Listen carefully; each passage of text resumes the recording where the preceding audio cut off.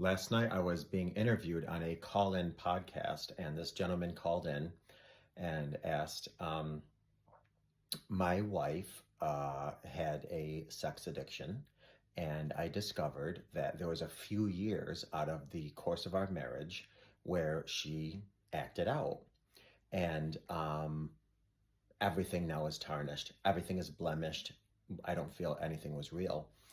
And this is a tough one for a couple of reasons. Let me first just say this.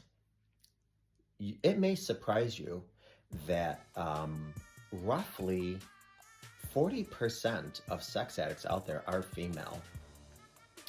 Some professionals might say 35, but about 35 to 40% of the sex addicts are females. The minute you hear of sex addict, immediately you think of guys because, they're all sex crazed fanatics and whatever. But about 35 to 40% of the sex addicts are women, number one. Number two, this is what I want to say. Because affairs and because acting out is like a drug, and because people use drugs to numb, avoid, whatever they're doing, pain, I look at it as a medication. And so what I told this gentleman, and I'll tell you in hopes that maybe it applies to you if you're dealing with somebody who either had an addiction or an affair, is that in the moment that, let's just say you were on vacation, or you were taking a family picture, or you were engaged sexually with your partner, the experience was real, certainly for your partner. And I'll even stretch and say for both of you, even though you may not realize it. The experience was real for him or her. The moment was real for him or her. The memory is real for him or her. But I get the totality of the context was misrepresented.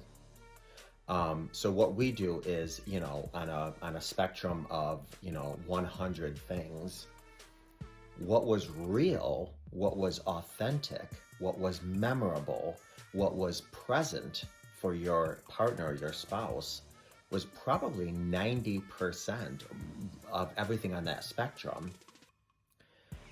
But because there were occasional or periodic or random acts of meeting up or talking or sexually acting out, the whole entire spectrum is now completely painted, black or red. So I hope that helps in some way, because definitely for the partner who betrayed, those memories were very real. Those experiences were very real. Everything was, as a matter of fact, they were probably profoundly real to them, because the opposite of addiction is connection. And if they felt a connection with you, whether they were going on vacation with you, traveling with you, taking a family picture, that's what they needed. But when the pain came, they went off and took their medication, aka sexually acted out, or were in an affair or what have you. So I get that you're, whatever, all of that was unreal. All of that, nothing was real. No, nothing was true.